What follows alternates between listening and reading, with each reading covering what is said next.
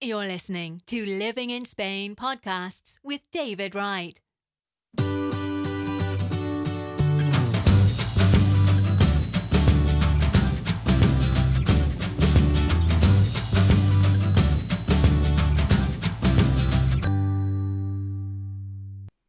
Okay, so hi, my name's David Wright and today we're in Almeria city and I'm speaking to Alejandro.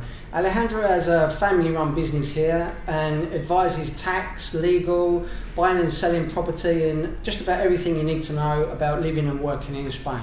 So hi Alejandro. Hello, morning. Also, just to remind some people, Alejandro is also the honorary British Consulate here in Almeria, so quite a handy guy to know.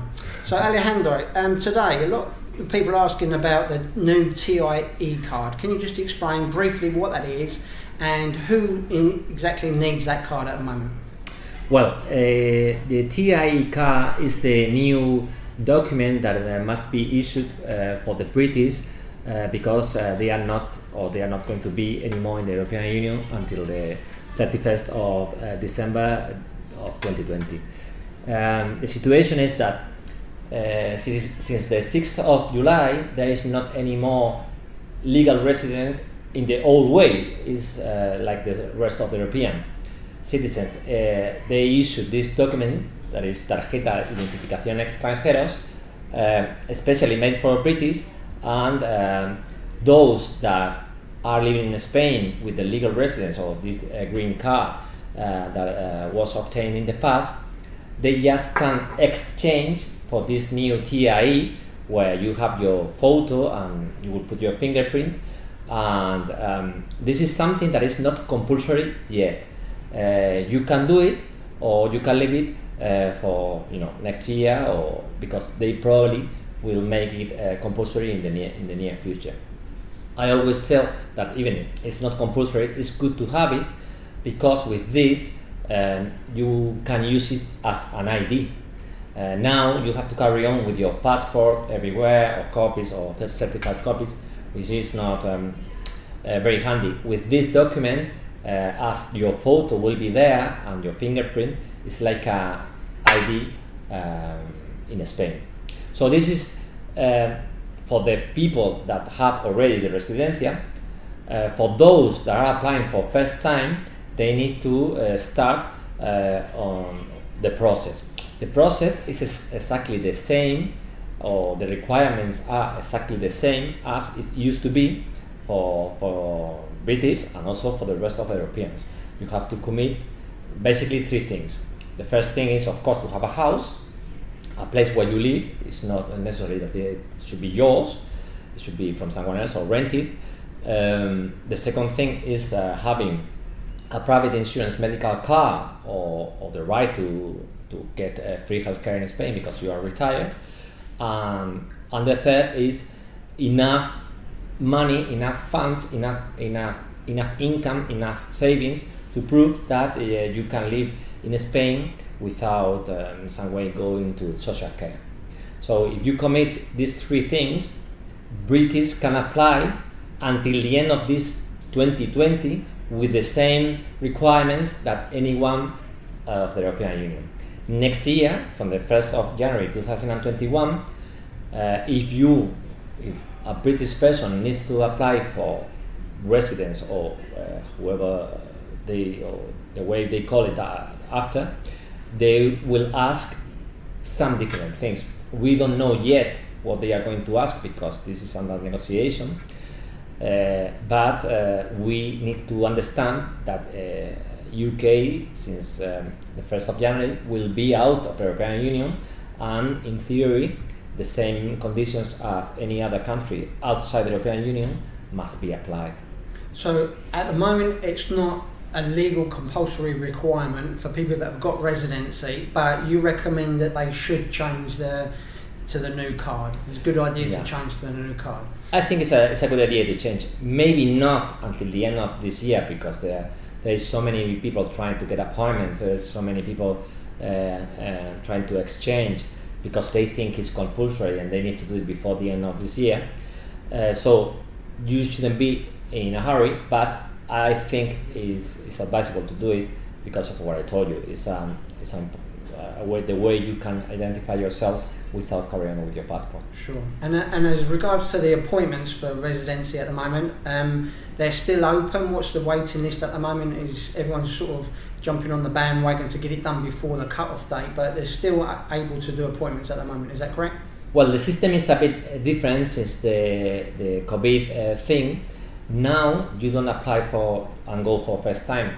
What we do, or how it's been done, is that when we have all the paperwork to prove these three things that I said before, you need to submit everything online. We submit all the documentation online, and they have 3 months to respond to say, okay, this is fine or not, or I'm missing this or I'm missing that. But so you don't have to, let's say, having your TIE before the end of this year. Applying before then, submitting the paperwork, even if you submit it last days of December, will be valid, because in Spain we consider that the date of the applicant, or when you apply, the valid date of the application, not when you obtain, that could be in February, March, or what. So people are panicking a little bit. As long as they apply for it before the 31st of December, correct, if everything goes through okay, they're still okay, even if they get it February, March of next year. Correct, yes. But people are panicking, thinking that because it's taking a while, they need to understand that the Foreign Office has got 3 months to do it on time. So within these 3 months they could reply. So they are taking now like 5 weeks normally to. About 5 weeks. Okay. Yeah, to reply, but they could do it in 3 months, and probably because of the number of applications, it will be longer in the next months. So as long as they take these 3 months, they will be on time. So don't panic, because the date that you will get your TIE will be the date of the application, the initial application. Of course, if there is something that is wrong in the paperwork, some documents that they are not valid, or they for some reason they reject, we have to go back. But normally they give you some days to amend if this is something that can be amended.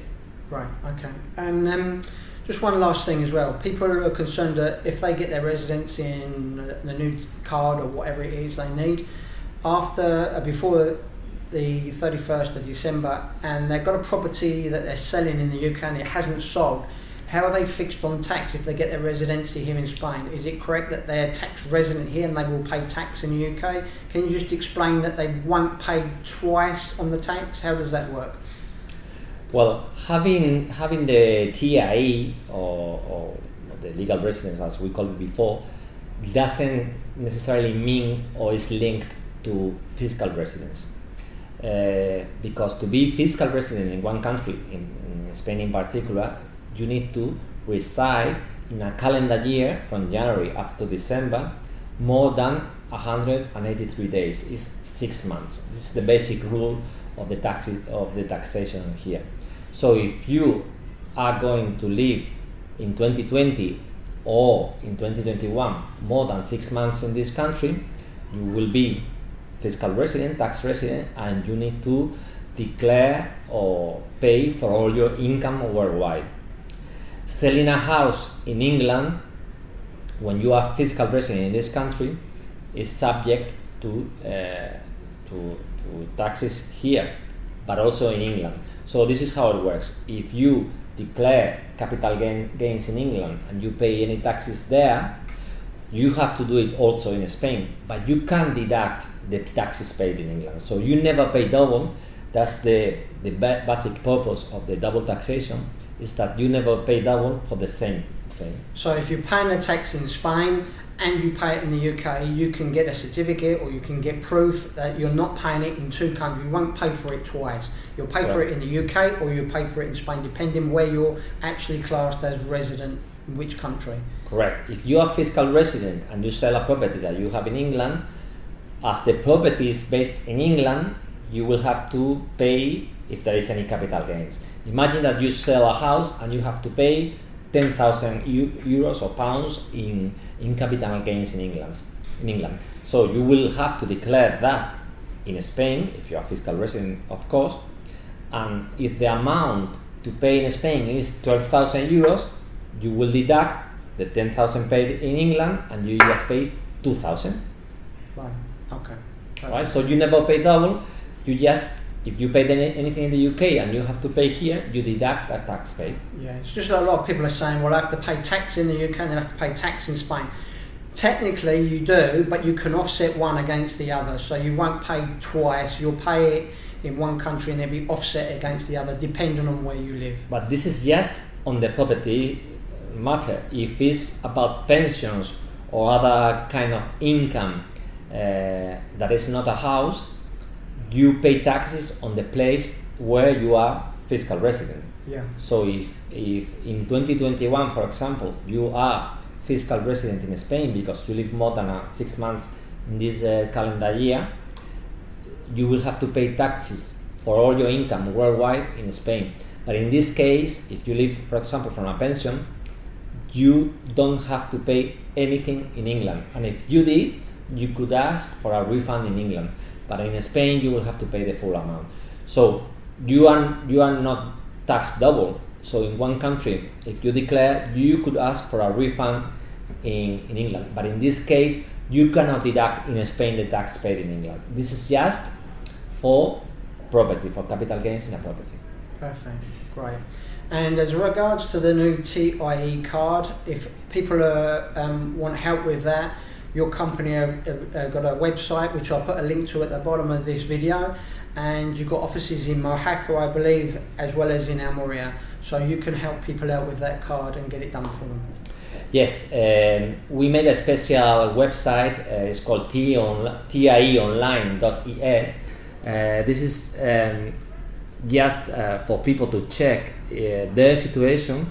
There are questions answered there about what you need to do, and you can also send the form online.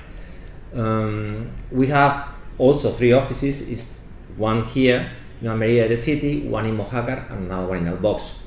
In Albox? Yeah, all of them are in Almeria. But with this TIE online, we can give advice everywhere. Perfect. Okay, great. Well, thanks so much for your advice, Alejandro. And it's been nice speaking to you, and we'll speak to you soon. Thanks. Thank you, David. If you have enjoyed this podcast by David Wright, then you will love his new books.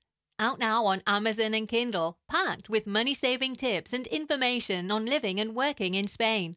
Just go to livinginspainbooks.com. David also has a popular blog for expats in Spain. Come and take a look now at britishexpatsinspain.com.